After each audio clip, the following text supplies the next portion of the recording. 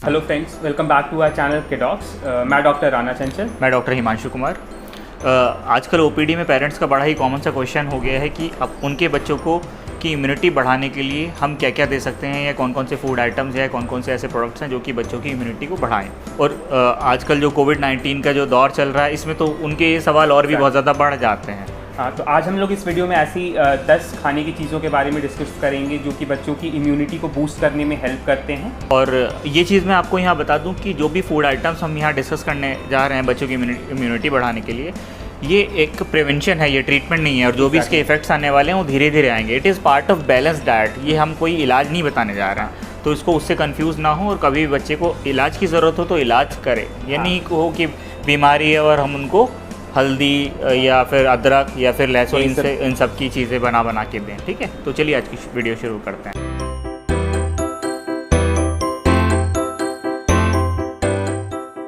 तो जो सबसे पहला जो खाने का जो आइटम होता है वो सभी को पता होता है। हम लोग हमेशा बोलते आते हैं कि ग्रीन लीवी वेजिटेबल्स की बात करते हैं। ये बहुत ही पौष्टिक होते हैं, रिच इन एंटीऑक्सीडेंट्स होते हैं, rich in vitamin A and vitamin B होते हैं। साथ ही साथ इसमें जो स्पेसिफिकली हम लोग बात करेंगे वो होता है कि जैसे स्पिनच यानी जो पालक होता है, मेथी होता है, इसमें बहुत ज़्यादा अमाउंट होता है जिंक का, फोलेट का, आयरन का। तो ये तीनों चीज़ें जो हैं वो कहीं ना कहीं हमारी इम्यूनिटी बूस्ट करने में बहुत हेल्प करती हैं। दूसरी चीज़ जो ग्रीन लीफी वेजिटेबल्स में आती है, ब्रोकली का नाम हम सब ने सुना है। बच्चों को पसंद नहीं है बट के लिए बहुत अच्छी चीज़ होती है, तो उनको खाना तो पड़ेगा।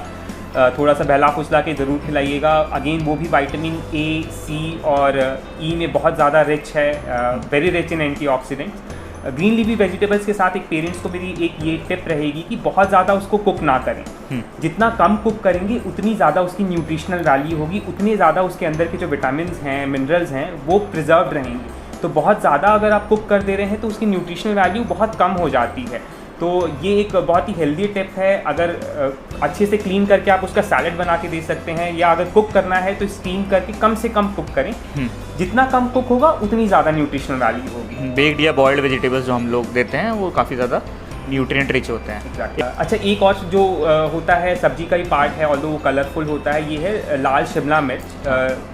अगर मार्केट में मिल जाती है तो ये भी बहुत रिच होता है न्यूट्रिएंट्स और एंटी इन्फ्लामेटरी प्रॉपर्टीज़ के लिए, जो कि बच्चे को इम्यून एनहांस करने में, बच्चे या बड़ों को इम्यूनिटी के लिए बहुत अच्छी होती है। It is one of the richest source of vitamin C also. Exactly. तो अगर if you can include this in your diet, it is a very good source of all the antioxidants and everything, जो कि बच्चे की immunity के लिए helpful होगा। इसके बाद जो दूसरा फूड आइटम है उनमें आते हैं हमारे सीजनल फ्रूट्स। अपने बच्चों को हमेशा जो भी हम फल खिलाएं कोशिश करें कि जो सीज़न के हिसाब से फ्रूट्स आ रहे हैं वही दिए जाएं। इनमें भी जो काफ़ी बेनिफिशियल फ्रूट होता है वो होता है पपाया या पपीता, जिसके बारे में सभी को पता है कि फलों में, फ्रूट्स में काफ़ी ज़्यादा बेनिफिशियल इफेक्ट्स इसके होते हैं। इसके अंदर विटामिन सी का एक बहुत अच्छा सोर्स होता है, काफ़ी ज़्यादा विटामिन सी इसमें पाया जाता है। इसके अलावा इसमें पेपेन एंजाइम होता है जिसकी एक तो एंटी इन्फ्लामेटरी प्रॉपर्टीज़ होती हैं। इसकी जो डाइजेशन में भी काफ़ी हेल्प करता है, जिनको एबनॉर्मल बाउल हैबिट्स हैं, कब्ज़ वगैरह है, उसमें काफ़ी हेल्पफुल होता है। इसके अलावा इसमें फोलेट काफ़ी पाया जाता है। और पेपेन ही है जिसके लिए लोग अक्सर बोलते हैं कि डेंगू में कई बार पपीते के पत्तों का जूस पिला दिया या और भी तमाम चीज़ें पपीते की दी जाती हैं। तो ये अपने आप में काफ़ी एक अच्छा कंपोनेंट होता है, बॉडी के लिए काफ़ी हेल्पफुल होता है। हाँ, तो यही चीज़ है कि फ्रूट्स के बारे में एक हम लोग को पेरेंट्स शुरू से ही बोलते थे या टीचर्स पढ़ाते थे, जितने रंग बिरंगे फ्रूट्स होंगे, जितना कलरफुल फ्रूट होगा उतना रिच इन न्यूट्रिएंट होगा, तो आप उसको देते रहिए। सीजनल फ्रूट की बात हम लोग इसलिए करते हैं क्योंकि वो फ्रेश होते हैं। फ्रूट्स में पोटाशियम बहुत अच्छे अमाउंट में होता है, जो कि अगेन इम्यूनिटी और हेल्थ के लिए बहुत इंपॉर्टेंट है। हिमांशु, हम लोग जनरली पेरेंट्स को ये चीज़ समझाते रहते हैं कि फ्रूट हमेशा बेटर है जूस देने के लिए। हाँ। पेरेंट्स पूछते हैं जूस दे दें, तो जूस में कोई परेशानी नहीं है, बट जूस से कहीं ज़्यादा बेटर है कि आप कंप्लीट फ्रूट दें, क्योंकि उसमें फाइबर्स होते हैं जो कि अगेन हमारे डाइजेस्टिव सिस्टम और इम्यूनिटी के लिए बहुत ही अच्छे होते हैं। नेक्स्ट जो कैटेगरी आती है थर्ड, वो भी एक टाइप के फ्रूट्स हैं, ये हैं बेरीज। तो जैसे रास्पबेरी हो गया, चेरीज़ हो गए, स्ट्रॉबेरी हो गया। ये जो बेरीज होते हैं ये भी अपने आप में बहुत ज़्यादा रिच होते हैं और बॉडी की डिफेंस को इम्प्रूव करने में इनका बहुत अच्छा रोल होता है। बहुत ज़्यादा फ्रेश अगर अवेलेबल है तो अच्छे अमाउंट ऑफ एंटीऑक्सीडेंट्स होते हैं, rich in minerals and vitamins होते हैं। तो if possible include berries in your diet and your child's diet. Fourth category of food items में हमारे पास आते हैं सिट्रस फ्रूट्स। आजकल लोग बहुत ज़्यादा ऑब्सेस्ड हैं विटामिन सी को लेके। एक गाइडलाइन आई थी कोविड-19 में, तो लोगों ने मेडिकल स्टोर पे जाके विटामिन सी टैबलेट्स लेना शुरू कर दिया। तो घर में ही अगर हमारे पास इस तरह के फूड आइटम्स अवेलेबल हैं जिनसे कि हमें rich source of vitamin C जो कि मिल जा रहा है, तो अलग से हमें फिर मेडिसिनल फॉर्म में उसको लेने की ज़रूरत नहीं है। घर में ऑरेंजेस हैं, नींबू हैं, आंवला है, अमरूद है, गुआवा काफ़ी अच्छा सोर्स ऑफ विटामिन सी है। ये सारे फ्रूट्स अगर हम लेंगे तो हमें बाहर से मेडिसिन की फॉर्म में विटामिन सी लेने की ज़रूरत नहीं पड़ेगी।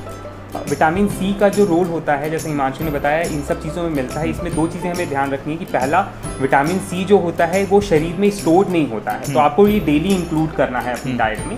दूसरा, जो विटामिन सी होता है हमारे सेल्स में या हमारे शरीर में कुछ WBC होते हैं जो कि इम्यूनिटी के लिए मेनली रिस्पॉन्सिबल होते हैं, तो इनके प्रोलिफरेशन या इनके नंबर को इंक्रीज करने में भी विटामिन सी बहुत हेल्पफुल होता है, क्योंकि इन्फेक्शन से लड़ने में WBCs का रोल है, WBCs को बढ़ाने में विटामिन सी का रोल है, जिसको कि हम लोग मेडिकली एस्कॉर्बिक एसिड बोलते हैं। तो अपने डाइट में सिट्रस फ्रूट डेली इंक्लूड करनी है, क्योंकि ये बॉडी में स्टोर नहीं होता है, जो भी एक्सेस होता है वो यूरिन या स्टूल में निकल जाता है।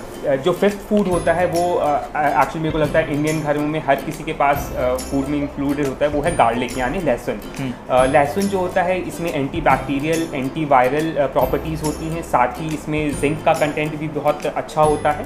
और इसमें भी जिस तरीके से हमने विटामिन सी की बात की, ये भी हमारे WBC प्रोडक्शन के लिए बहुत हेल्पफुल होता है और उसके प्रोडक्शन को इंक्रीज़ करता है। तो इफ़ पॉसिबल तो गार्लिक अपने फूड में या सब्जियों में ज़रूर इंक्लूड करें। इसके बाद अगला फूड आइटम काफ़ी कॉमनली हम लोग यूज़ करते हैं अपने घर में और काफ़ी ज़्यादा बेनिफिशियल है, वो होता है टर्मरिक या हल्दी।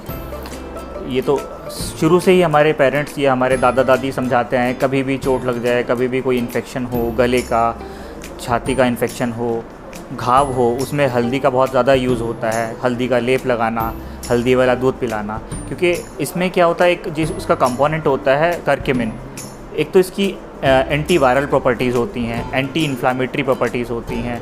इसी वजह से आजकल जो कोरोना वायरस इन्फेक्शन से जो लोग लड़ने में बताते हैं कि फूड आइटम्स या जो भी उनकी गाइडलाइंस है घरेलू नुस्खों की, उसमें टर्मरिक का बहुत बड़ा रोल है। ठीक है, तो टर्मरिक को ज़रूर इंक्लूड करें, या तो हल्दी वाला दूध पिलाएं, खाने में तो हम लोग हल्दी यूज़ करते ही हैं, तो इट इज़ ऑलवेज मतलब very good source of anti inflammatory agents in your food. जैसे हम लोग ने पहले ही बताया था कि ये रिप्लेसमेंट नहीं है, किसी दवाई की रिप्लेसमेंट नहीं है, this is only to boost your immunity और हेल्प करने के लिए। किसी कोई अगर प्लीज़ बीमार है तो प्लीज़ ये चीज़ ना हो कि हम हल्दी पी के ही ठीक हो जाएंगे, ऐसा मत सोचिएगा। तो सातवां जो कंपोनेंट है वो है जिंजर यानी अदरक। अपनी डाइट में ज़रूर इंक्लूड करें, बच्चों की डाइट में इंक्लूड करें। जिंजर जो होता है इसकी कुछ बहुत अच्छी प्रॉपर्टीज़ होती हैं। एक तो ये सोर थ्रोट या कफ में हेल्प करता है क्योंकि एंटी इन्फ्लामेटरी होता है। साथ ही साथ इसकी एक बहुत अच्छी प्रॉपर्टी होती है, वो है कोलेस्ट्रॉल लोअरिंग, जो कि बैड फैट होता है या कोलेस्ट्रॉल जब जिन लोगों का बढ़ जाता है उसमें भी बहुत हेल्पफुल होता है जिंजर। और साथ ही साथ इसमें नौशिया या वॉमिटिंग की जो टेंडेंसी होती है वो भी कम करने की अच्छी पोटेंशियल होती है, तो जिंजर को ज़रूर इंक्लूड करें। नेक्स्ट फूड आइटम हमारा है ओट्स। आजकल बहुत ज़्यादा इन ट्रेंड है ओट्स, है ना। एडल्ट्स भी जो होते हैं, जो हेल्थ कॉन्शियस है, वो भी लेते हैं। ये बीटा ग्लाइकन होता है जो कि एक्टिवेट करता है हमारे किलर सेल्स को। किलर सेल्स पार्ट ऑफ हमारी इम्यूनिटी होता है जो कि इन्फेक्शन से लड़ने में हेल्प करता है। तो ओट्स अगर लेते हैं, पहली चीज़ तो ये है कि अच्छा सोर्स ऑफ फाइबर भी होता है, डाइजेशन को ठीक रखेगा, जो वेट गेन होता है, जिन लोगों में वेट गेन की प्रॉब्लम होती है उसको कंट्रोल रखता है, लो ग्लाइसेमिक इंडेक्स फूड होता है, और जो मैंने बताया है कि किलर सेल्स को एक्टिवेट करता है जिससे कि हमारी बॉडी की इम्यूनिटी इन्फेक्शन से लड़ने में हेल्प करती है। अच्छा, ओट्स में यहाँ कोशिश करना है कभी भी मार्केट से ख़रीदें तो जो ये मसाला ओट्स या फ्लेवर्ड ओट्स होते हैं वो ना लेके जो प्लेन ओट्स होते हैं वो आप लें, और उनकी तमाम रेसिपीज़ आपको मिल जाएंगी, उसको घर पे बना के उसको कंज्यूम करें। अरे जैसे हम लोगों ने बेरीज़ की बात की है, फ्रूट्स की बात की, अब हमेशा वो ऐड कर सकते हैं उसको फ्लेवर और स्वीटनेस डालने के लिए। हाँ। नौवां जो पॉइंट आता है वो होता है सीड्स एंड नट्स की बात हम लोग जब करते हैं, तो सीड्स एंड नट्स जो होते हैं जैसे कि फॉक्स सीड हो गया, सनफ्लावर सीड्स हो गए, पम्पकिन सीड्स हो गए, नट्स में हमारे कैश्यू हो गया यानी काजू, बादाम, ये सब जो होते हैं। सबसे इंपॉर्टेंट है कि ये जो गुड कोलेस्ट्रॉल या गुड फैट होता है, ओमेगा 3 फैटी एसिड्स जो होते हैं उनमें रिच होता है। अच्छा, वॉलनट भी काफ़ी इंपॉर्टेंट है। हाँ, इसमें अखरोट जो है उसमें भी ये ओमेगा फैटी एसिड्स वगैरह काफ़ी मिलते हैं, काफ़ी रिच है। हाँ, तो ये जो ओमेगा 3 और ये गुड फैटी एसिड होते हैं ये बच्चे के ब्रेन के डेवलपमेंट में इंपॉर्टेंट होते हैं। साथ ही साथ जो सीड्स की हमने बात की, सनफ्लावर सीड्स या फॉक्स सीड्स हैं, इनके अंदर फॉस्फेट, मैग्नीशियम, विटामिन ई, इनकी कंटेंट भी बहुत ज़्यादा होता है, जो कि अगेन हमारे बॉडी में इम्यूनिटी बूस्ट करने में हेल्प करते हैं और एंटी इन्फ्लामेशन में भी काम करते हैं। तो अगर पॉसिबल हो तो हर बच्चे को नट्स एंड सीड्स ज़रूर इंक्लूड करें। लास्ट जो हमारा फूड होता है वो योगर्ट है। योगर्ट में प्रोबायोटिक्स काफ़ी ज़्यादा मिलते हैं। प्रोबायोटिक्स जो कि गुड बैक्टीरिया होते हैं, हमारी बॉडी के इम्यून सिस्टम को भी बूस्ट करते हैं। जो बॉडी में बैड बैक्टीरिया या पैथोजेनिक बैक्टीरिया होते हैं उनसे फाइट करते हैं, उनसे कॉम्पीट करते हैं ताकि वो इन्फेक्शंस ना कॉज कर पाएँ। इसके अलावा अगर विटामिन डी फोर्टिफाइड योगर्ट हमें मिले वो ज़्यादा बेहतर है। हाँ, फ्लेवर्ड योगर्ट नहीं लेने चाहिए, हमेशा प्लेन योगर्ट लें, कोई एक्स्ट्रा प्रिजर्वेटिव्स या कलर्स या फ्लेवर्स के साथ ना लें तो ज़्यादा बेटर है। तो ये तो जो 10 फूड्स हमने बता दिए जो कि मेरे ख्याल से हर कोई खा सकता है। हमारे इंडिया में काफ़ी वेजिटेरियंस हैं और कुछ एगिटेरियंस होते हैं, तो 3 ऐसे स्पेशल फूड्स की हम बात करेंगे। उनमें से पहला तो एग है, जिसको कि हम लोग सुपर फूड या कंप्लीट प्रोटीन कहते हैं। Egg is a very good source of protein और इसको नियर जो आइडियल प्रोटीन फूड कहा जाता है, नियर आइडियल फूड कहते हैं। तो अगर आपको कोई प्रॉब्लम नहीं है तो आप प्लीज़ एग को बच्चे की डाइट में इंक्लूड करें, अगर बच्चे को कोई एलर्जी नहीं है। एग के साथ बहुत एक मिसकंसेप्शन है कि लोग बोलते हैं येलो वाला पार्ट सिर्फ फैट होता है। नहीं, इस चीज़ को समझना है कि एग में 50% प्रोटीन उसके वाइट पार्ट में है और 50% प्रोटीन उसके येलो पार्ट में भी होता है। हाँ, येलो पार्ट में कोलेस्ट्रॉल या फैट ज़्यादा होता है, इसलिए हम लोग कहते हैं कि अगर बच्चे को या कोई भी बड़ा आदमी 2 से ज़्यादा अंडे खाए तो 2 अंडे तक का वो येलो पार्ट खा सकता है, उसके ऊपर सिर्फ वाइट्स खाए। तो इस चीज़ का ध्यान रखना है और इस चीज़ को समझना है कि अगर हम सारे अंडे का येलो पार्ट निकाल रहे हैं तो हम आधा प्रोटीन वेस्ट कर रहे हैं, क्योंकि एग में 6 ग्राम प्रोटीन होता है, 6 ग्राम में से 3 ग्राम पीले पार्ट में है, 3 ग्राम सफ़ेद पार्ट में। और अमाइनो एसिड्स में ही बात करें तो 22 अमाइनो एसिड्स में से 11 जो होते हैं वो वाइट में होते हैं और 11 जो होते हैं वो योक में होते हैं। तो बिना एक योक का अंडा एक इनकम्प्लीट सोर्स ऑफ प्रोटीन हो जाता है। तो इसलिए 2 अंडे अगर खा रहे हैं तो पूरे ही खाएं, उसका येलो पार्ट हटाने की ज़रूरत नहीं है। उससे ऊपर कोई अगर आपको बॉडी बिल्डिंग का शौक है या कुछ और के लिए अगर आपको प्रोटीन इंटेक ज़्यादा करना है तो उसके ऊपर जो 2 के ऊपर जब अंडे खा रहे हैं तो आप येलो पार्ट को हटा दें। एक और नॉन वेजिटेरियन सोर्स जो कि काफ़ी अच्छा सोर्स ऑफ प्रोटीन या फिर अच्छा सोर्स ऑफ जो गुड फैटी एसिड्स या ओमेगा 3 ओमेगा 6 फैटी एसिड्स होते हैं वो होता है सैल्मन फिश। अगर नॉन वेजिटेरियन हैं और फिश खाने में इंक्लूड कर सकते हैं तो ये आपके लिए तो है ही है बेनिफिशियल। जो ब्रेस्ट फीडिंग मदर्स या प्रेग्नेंट मदर्स होती हैं उन लोगों के लिए काफ़ी बेनिफिशियल होता है, क्योंकि इसके अंदर जो ओमेगा 3 ओमेगा 6 फैटी एसिड्स होते हैं ये ब्रेन के डेवलपमेंट में, ब्रेन के माइलिनेशन में बहुत हेल्पफुल होते हैं। और ये चीज़ देखी गई कि जो खाने में फ़िश को इंक्लूड करते हैं उनके बच्चों की जो कॉग्निशन या जो भी कह लो कि इंटेलिजेंस लेवल होता है वो बाकी बच्चों के कंपैरिजन में बेटर होता है। मैं नॉनवेज प्रमोट नहीं कर रहा हूँ, लेकिन ये बता रहा हूँ कि अगर आप वेजिटेरियन के अलावा नॉन वेजिटेरियन भी खा सकते हैं तो फ़िश को इंक्लूड करना is always a very good option. और थर्ड जो नॉन वेजिटेरियन प्रोडक्ट होता है वो अगेन पोल्ट्री होती हैं, जिसमें कि हम लोग चिकन की बात करते हैं। तो again it is a white meet source, highly rich in protein. अगर आप अच्छी जगह से खा रहे हैं या घर पे बना के अच्छे से हाइजीनिक तरीके से खा रहे हैं तो अगेन उसको भी अपनी डाइट में इंक्लूड करिए। बहुत रिच होता है प्रोटीन, कैल्शियम और तमाम अच्छी चीज़ों में, एंटीऑक्सीडेंट्स भी होते हैं उसमें। तो ये 3 जो थे वो हम एगिटेरियंस या नॉन वेजिटेरियंस के लिए हमने बताए थे।